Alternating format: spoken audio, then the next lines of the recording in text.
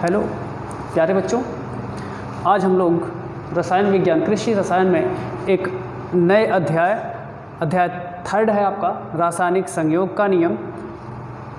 इस अध्याय में कुछ महत्वपूर्ण विषयों पर चर्चा करेंगे। इसमें हम लोग यह देखेंगे कि जो तत्व हैं रसायन विज्ञान में, जो तत्व हैं उनके संयोग करने का, आपस में संयुक्त होने का क्या नियम है, किन नियमों के आधार पर तत्व आपस में संयुक्त होते हैं और यौगिक बनाते हैं, नए प्रकार के कंपाउंड का निर्माण करते हैं। तो इसमें सर्वप्रथम द्रव्यमान संरक्षण के नियम पर हम लोग चर्चा करेंगे। तो द्रव्यमान संरक्षण का नियम क्या है कि किसी रासायनिक अभिक्रिया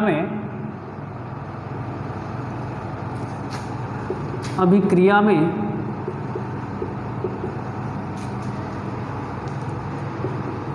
प्रतिभागी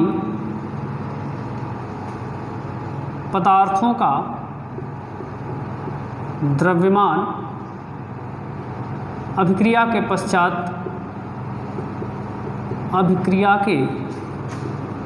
पश्चात निर्मित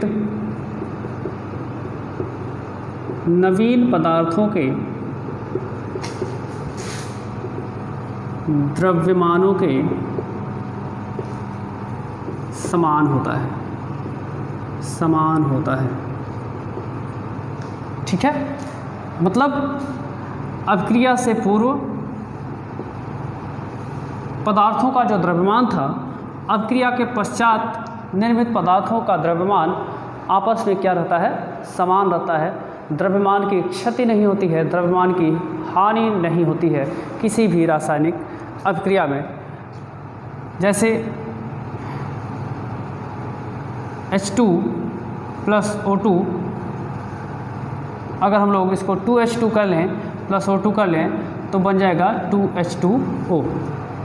ठीक है, अब हाइड्रोजन जो कि सबसे हल्का तत्व है, इसका परमाणु द्रव्यमान 1 होता है। तो 2 हाइड्रोजन अगर हैं, 2 हाइड्रोजन परमाणु, एक हाइड्रोजन अणु में 2 हाइड्रोजन परमाणु है, तो एक हाइड्रोजन अणु का द्रव्यमान हो जाएगा 2, और 2 से गुणा किया गया है यानी इंटू 2 किया गया है, तो क्या हो जाएगा? 2 हाइड्रोजन परमाणुओं का एक हाइड्रोजन अणु का जो अणुभार हो गया, आणविक द्रव्यमान हो गया, वो 2 हो गया, इंटू 2 इज इक्वल टू क्या हो जाएगा? 4 हो जाएगा। और यहाँ पर ऑक्सीजन के अणु में ऑक्सीजन परमाणु की संख्या 2 है, एक ऑक्सीजन परमाणु का द्रव्यमान 16 होता है, तो 2 ऑक्सीजन परमाणुओं का कितना हो जाएगा? परमाणु द्रव्यमान यानी आणविक द्रव्यमान 32 हो जाएगा, और इनको जोड़ लेंगे तो 32 प्लस 4 हो जाएगा 36। अगर इधर जितना द्रव्यमान प्राप्त हुआ है 36, अगर इधर भी उतना ही आंकिक मान प्राप्त होता है तो हम लोग मानेंगे कि द्रव्यमान संरक्षण का नियम सही है। देखते हैं, H2O के एक मॉलिक्यूल में 2 हाइड्रोजन है, इसका मतलब इसका परमाणु द्रव्यमान 2 हो गया, परमाणु द्रव्यमानों का योग जो है वो 2 हो गया, और ऑक्सीजन का एक परमाणु होता है तो एक परमाणु का द्रव्यमान कितना हो गया? 16। ठीक है, और इंटू 2 किया गया है यानी 2 अणु H2O के बने हैं, तो हम लोग भी इंटू 2 कर लेंगे। 16 plus 2 18, into 2 is equal to कितना हो जाएगा? 36। तो अणुओं का जो परमाणुओं और अणुओं का जो द्रव्यमान है वो लेफ्ट हैंड साइड में, मतलब अभिक्रिया होने से पूर्व 36 था, और इधर भी अभिक्रिया होने के पश्चात जो नया कंपाउंड बन रहा है उसका भी जो अणुभार है वह हमको क्या मिल रहा है? 36 मिल रहा है। इसका मतलब है कि द्रव्यमान संरक्षण का नियम सत्य है। एक प्रयोग किया लैंडाल्ट ने, उसको हम लोग देख लेते हैं फटाफट से। लैंडाल्ट का प्रयोग है इसी संदर्भ में। उसने क्या किया कि H आकार की एक नली ले ली,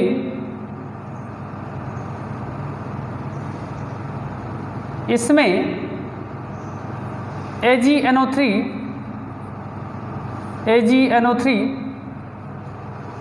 और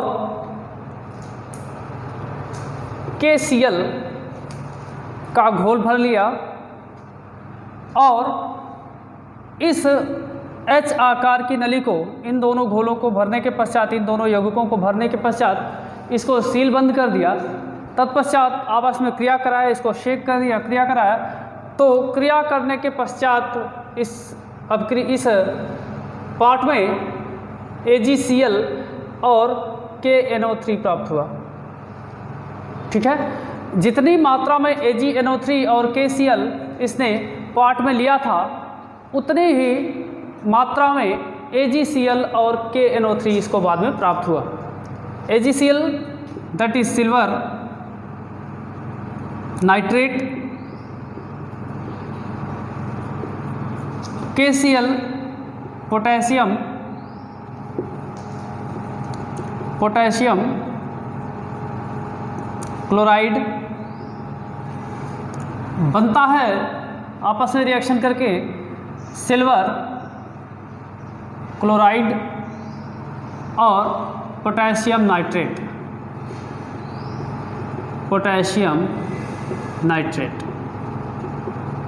ठीक है, तो ये आपका द्रव्यमान संरक्षण का नियम है, जिसका मूल यह है कि द्रव्यमान की क्षति नहीं होती है रासायनिक अपक्रिया के दौरान। दूसरा हमारे पास नियम है गुणित अनुपात का नियम। गुणित या एक इससे पहले देख लें स्थिर अनुपात का नियम। स्थिर अनुपात का नियम, ठीक है। स्थिर अनुपात के नियम में क्या है कि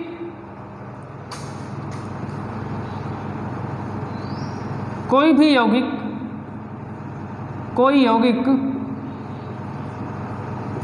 किन्हीं भी विधियों से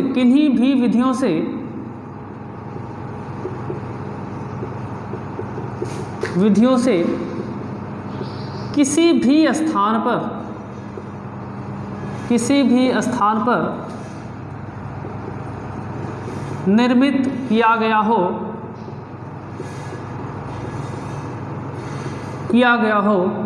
उसमें उपस्थित तत्वों का अनुपात सर्वथा निश्चित और स्थिर होता है। ये एक सामान्य सा नियम है स्थिर अनुपात या निश्चित अनुपात का नियम, कि कोई भी यौगिक चाहे जिस भी विधि से, चाहे जहाँ भी फॉर्म किया गया हो, प्रिपेयर किया गया हो, उसमें पाए जाने वाले कंटेंट्स का, एलिमेंट्स का अनुपात जो है वो हमेशा निश्चित और स्थिर ही रहेगा। आप H2O चाहे जहाँ भी बना लीजिए, चाहे जिस भी प्रोसेस से बना लीजिए, किसी भी रासायनिक अपक्रिया में H2O का बनना, जल का प्राप्त होना और जल में उपस्थित तत्वों की निश्चित मात्रा यह सिद्ध करती है। क्योंकि जब भी आप लोग जल प्राप्त करेंगे तो उसमें 2 परमाणु हाइड्रोजन का, 1 परमाणु ऑक्सीजन का होगा। भारानुसार इसका अनुपात 1:8 ही हमेशा प्राप्त होगा। ठीक है, अगर आप NaNO3 प्राप्त कर लें, चाहे AgCl प्राप्त कर लें, NaCl प्राप्त कर लें, चाहे जिस भी रिएक्शन में NaCl बन रहा होगा, सोडियम क्लोराइड बन रहा होगा, वह सोडियम क्लोराइड ही रहेगा। उसमें 1 परमाणु सोडियम का और 1 परमाणु क्लोरीन का ही रहेगा। तो इस तरीके से ये निश्चित अनुपात का नियम हो गया। एक अन्य रासायनिक संयोग का नियम हम लोग देखेंगे, गुणित अनुपात का नियम। गुणित अनुपात का नियम, थर्ड वन इज गुणित अनुपात का नियम। इस नियम में हम लोग देखेंगे, उदाहरण से शुरू करते हैं। क्या है कि एक कंपाउंड है N2O, एक कंपाउंड है N2O2, N2O3, N2O 4 N2O5। ठीक है, दो भिन्न भिन्न तत्व आपस में संयोग करके अलग अलग तत्वों का, अलग अलग यौगिकों का निर्माण कर रहे हैं। दो भिन्न तत्व अलग अलग अनुपात में संयुक्त होकर के अलग अलग यौगिकों का निर्माण जब करते हैं तो उसमें अगर निश्चित मात्रा से संयोग कर रहे हैं, दो तत्व आपस में संयोग करके अलग अलग कंपाउंड बना रहे हैं, इसमें एक तत्व की भिन्न भिन्न मात्राएं दूसरे तत्व की निश्चित मात्राओं से संयोग कर रहे हैं। यहाँ पर O की संख्या 1 है, ऑक्सीजन की संख्या 1 है, यहाँ पर 2 है, यहाँ पर 3, 4, 5। जबकि हर बार जो नया कंपाउंड बन रहा है उसमें नाइट्रोजन की संख्या कितनी है? 2 है। तो नाइट्रोजन की मात्रा क्या है? स्थिर है, जबकि ऑक्सीजन की मात्रा परिवर्तित हो रही है। तो ऐसे में जो भिन्न मात्रा का परमाणु है, तत्व है, उसमें आपस में क्या मिलता है? सरल अनुपात प्राप्त होता है। इसी को क्या कहते हैं? गुणित अनुपात का नियम कहते हैं। तो इसको एक बार नोट कर दें। दो तत्व आपस में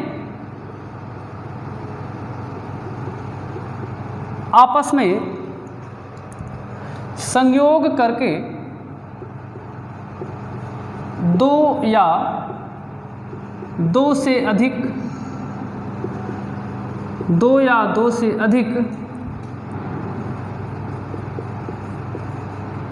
यौगिक बनाते हैं, 2 या 2 से अधिक यौगिक बनाते हैं, तो एक तत्व की भिन्न भिन्न मात्राएं, एक तत्व की भिन्न भिन्न मात्राएं, दो तत्व आपस में संयोग करके 2 या 2 से अधिक यौगिक बनाते हैं, तो एक तत्व की भिन्न भिन्न मात्राएं दूसरे तत्व की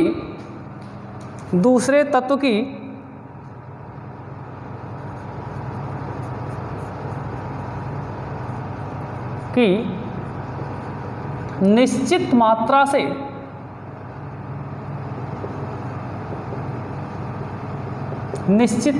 से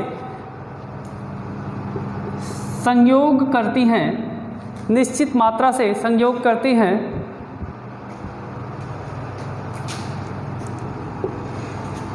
परस्पर सरल अनुपात में होती हैं।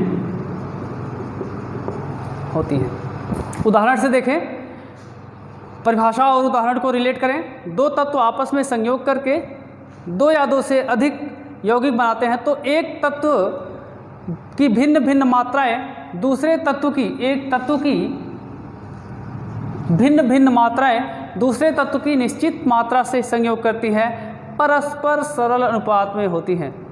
कौन परस्पर सरल अनुपात में होता है? जिस तत्व की भिन्न भिन्न मात्राएं दूसरे तत्व की निश्चित मात्रा से संयोग करती हैं। तो किस तत्व की भिन्न भिन्न मात्राएं संयोग कर रही हैं? ऑक्सीजन की। तो ऑक्सीजन का आपस में क्या होगा? सरल अनुपात। इसको देख ले, नाइट्रोजन का जो द्रव्यमान परमाणुओं का जो टोटल द्रव्यमानों का जो योग होगा वो हो जाएगा यहाँ पर 28, क्योंकि 2 नाइट्रोजन परमाणु है, और ऑक्सीजन का कितना हो जाएगा? 16। यहाँ पर 28, ठीक है, यहाँ पर क्या हो जाएगा? 32, 28, यहाँ पर क्या हो जाएगा? 48, 28, 64, 28, 80।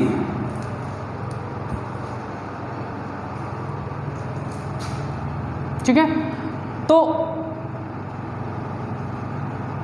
ऑक्सीजन परमाणु में यहाँ पर अलग अलग जो कंपाउंड बने हुए हैं, आपस में ऑक्सीजन परमाणु में क्या अनुपात होगा? 1:2, 1:3, 1:4, 1:5। और ये क्या है? सरल अनुपात है।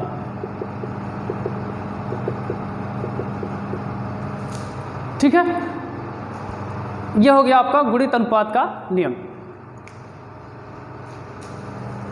एक अन्य नियम की बात करेंगे, जो कि व्युत्क्रमण